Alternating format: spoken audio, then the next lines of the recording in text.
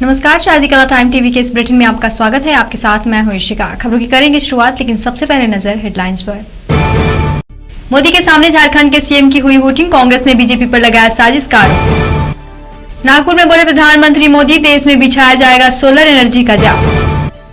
मतदाताओं को लुभाने की सरकार की आखिरी कोशिश, विकलांग विद्यार्थियों की बढ़ी छात्रवृत्ति।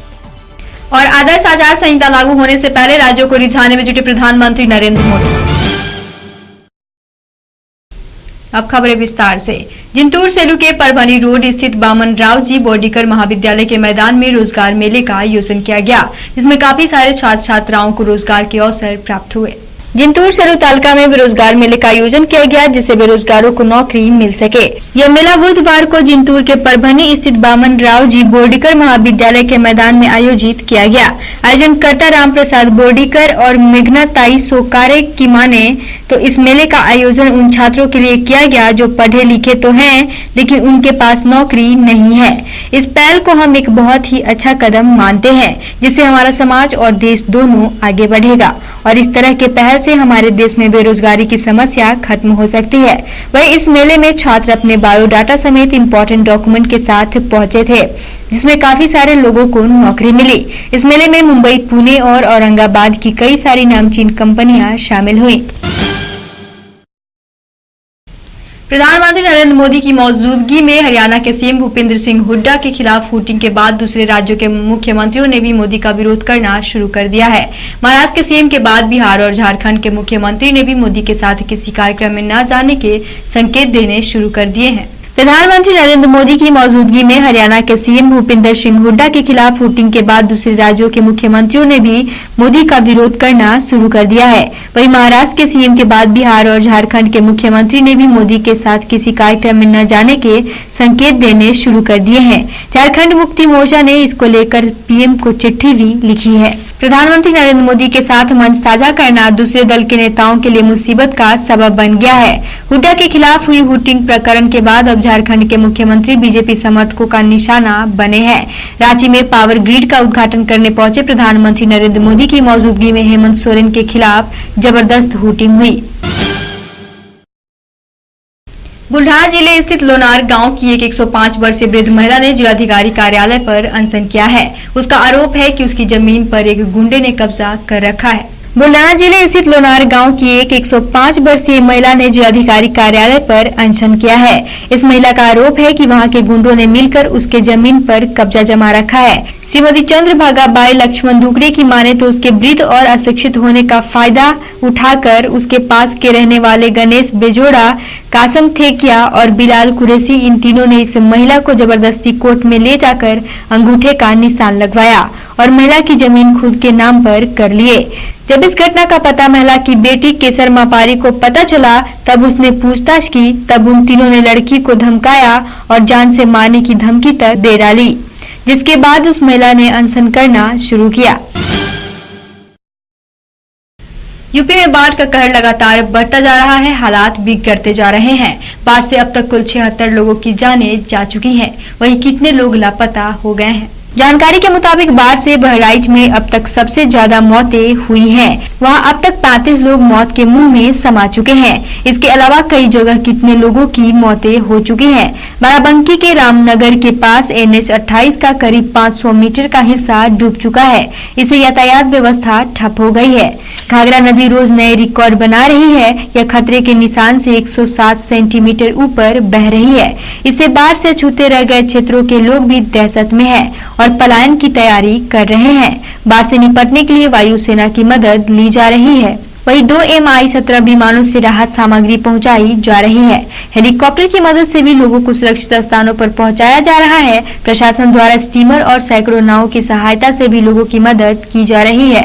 बहराइच में बाढ़ से कुल 4 लाख लोग प्रभावित हुए हैं। उनके घर डूब गए हैं। अन्य जिलों से कनेक्शन टूट जाने के कारण यहाँ के लोग तक राहत सामग्री नहीं पहुँच पा रही है। बाढ़ के चलते यहाँ महामारी फैलने की भी ज्यादा आशंका जताई जा रही है। प्रधानमंत्री नरेंद्र मोदी गुरुवार को मेट्रो रेल परियोजना का भूमि पूजन करने और मौदा में NTPC के प्रथम चरण का लोकार्पण के लिए नागपुर पहुंचे। वहां मोदी ने मौदा सुपर थर्मल पावर परियोजना को देश को समर्पित किया। उस मौके पर प्रधानमंत्री मोदी ने जनता को बिजली बचाने की सीख देते हुए कहा कि जल्द ही पूरे देश में सोलर पावर का जाल बिछाया जाएगा।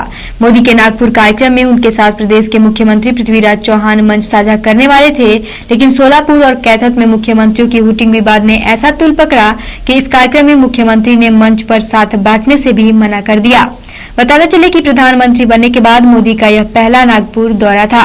प्रधानमंत्री का काफिला जैसे जैसे आगे बढ़ा वैसे वैसे वर्धा मार्ग को सील किया गया। सड़क के दोनों ओर यातायात जवानों के अलावा सशस्त्र बल मोर्चा संभाले हुए थे। प्रधानमंत्री नागपुर जिले में स्थित मौदा सुपर थर्मल पावर परियोजना का 1000 मेगावाट के पहले चरण राष्ट्र को समर्पित किया।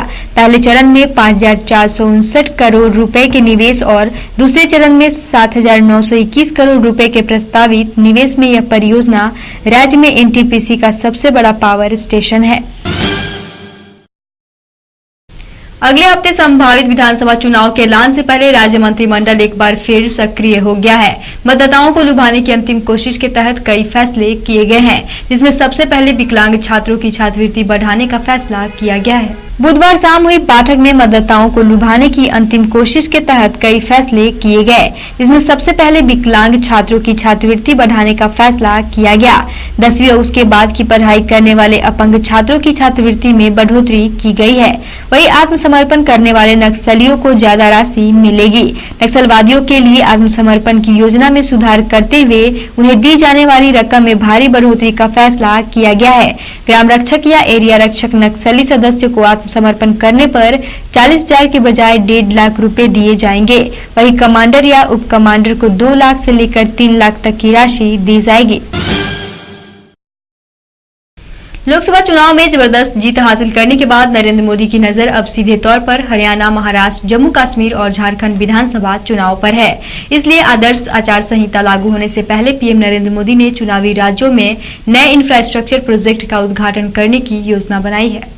नई सरकार, नई सोच, नए तरीके। लगता है प्रधानमंत्री नरेंद्र मोदी इस नए फॉर्मूले के साथ ही आगे बढ़ रहे हैं। लोकसभा चुनाव में जबरदस्त जीत हासिल करने के बाद नरेंद्र मोदी की नजर अब सीधे तौर पर हरियाणा, महाराष्ट्र, जम्मू कश्मीर और झारखंड विधानसभा चुनाव पर है। बीते 10 दिनों में 3 राज्य महाराष्ट्र, जम्मू कश्मीर और हरियाणा में 8 परियोजनाओं की शुरुआत हो चुकी है। गुरुवार को प्रधानमंत्री झारखंड और महाराष्ट्र में 3 नई परियोजनाओं को शुरू किया। सूत्रों से मिली जानकारी के मुताबिक केंद्रीय मंत्रियों को इन राज्यों में केंद्रीय सार्वजनिक क्षेत्र के उपक्रमों के तहत जमीनी परियोजनाओं की पहचान करने और फिर उसे व्यवस्थित करने का दायित्व सौंपा गया है।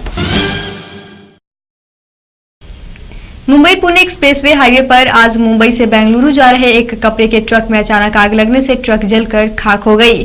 वहीं इस आग से लाखों का नुकसान तो हुआ ही, हादसे के चलते कई घंटे तक मुंबई पुणे हाईवे जाम रहा।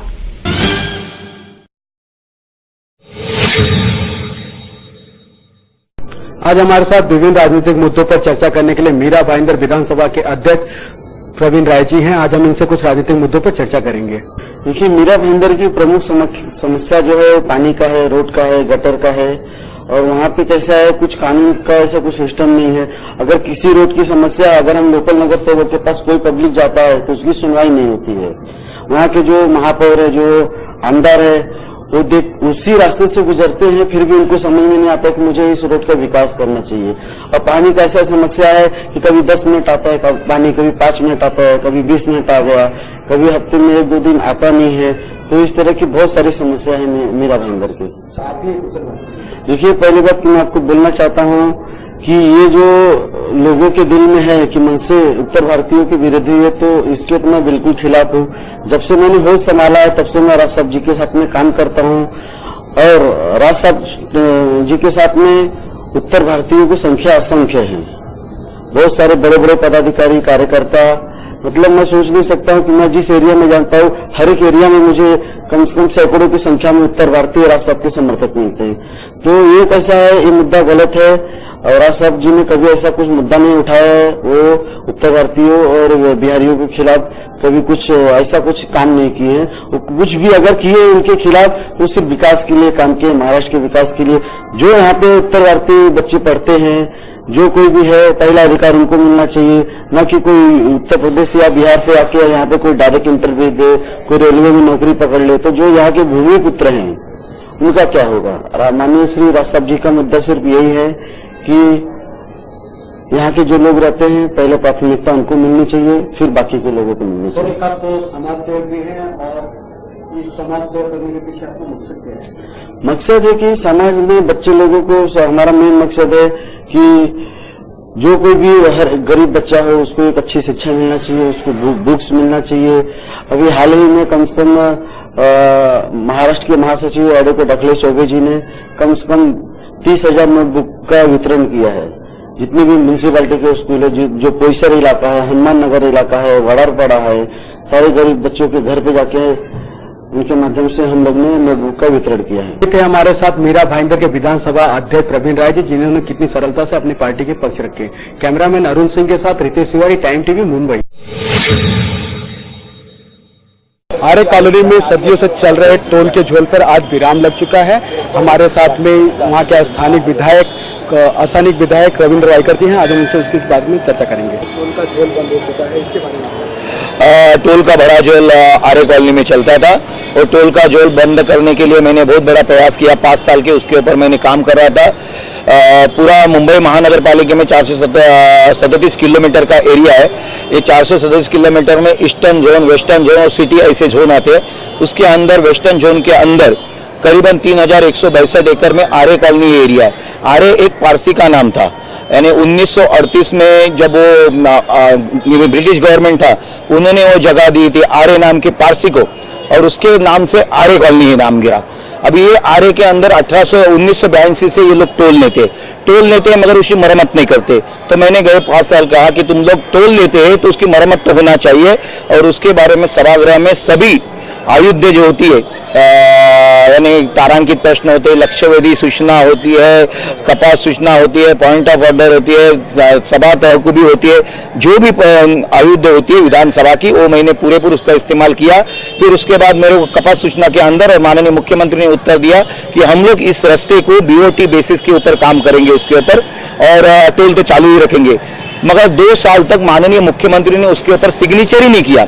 फिर अभी मैंने कहा कि बाबा तुम लोग एक तो टोल तो लेते, रास्ता बनाते नहीं है और काम भी नहीं करते, तो ये BMC को हैंड ओवर कर दो। फिर माननीय मुख्यमंत्री आखिर में तैयार हो गए। उनकी यानी काम नहीं करने की जो ये छवि है वो उसके अंदर पूरे मुझे दिखती है। फिर उन्होंने मुंबई महानगर पालिका को अब हैंड ओवर किया। फिर मैंने तीनों ऑफिसर को, यानी PWD सचिव मिस्टर नाइक, फिर पदुमा के सचिव मिस्टर पाठक, फिर मुंबई के कमिश्नर मिस्टर कुंटे, इनको सभी को जाके मिला, मिनट्स की कॉपी मैंने दी। उसके बाद 306 की नोटिस आरे कॉलोनी को लगा दी गई, फिर उनके गवर्नमेंट को दी। कल वो नोटिस का मुद्दत और था, मगर उसके अंदर ही उन लोग ने हैंड ओवर किया कि उनको रिपेयरिंग गणपति के पहले नहीं करना है, यानी पैसा खर्चा हो जाता है। तो उन्होंने तुरंत ही कल हम लोग में वार्ड ऑफिसर थे P साउथ के, उनको लेके गया, उनके साथ गया। फिर उनके डिप्टी सेक्रेटरी आए थे, फिर उनके हाथ से, और CO आरे उनके हाथ से हम लोग ने लेटर लिया, और तुरंत दूसरे मिनट में हमने जाके वो टोल नाका को खत्म किया। वो खत्म यहाँ तोड़ने के समय जो जल्लोश करती थी वहां की नागरिक की परेशान थी, आने वाले, अंदर रहने वाले, आने जाने वाले, और एक संतुष्टता और प्रसन्नता थी कि शिवसेना ने ये काम किया, इसके लिए उनको खुशी थी। आज मैंने टोल मुक्त मुंबई कर दिया है, यानी आरे कॉलोनी कर दिया है। अभी आपने देखा रविंद्र रायकर जी ने साफ कर दिया है कि टोल मुक्त हो चुका है ये आरे कॉलोनी का इलाका। कैमरामैन अरुण सिंह के साथ रितेश तिवारी, टाइम टीवी, मुंबई। हमारे इस बुलेटिन में फिलहाल इतना ही। हमें दीजिए इजाजत। नमस्कार।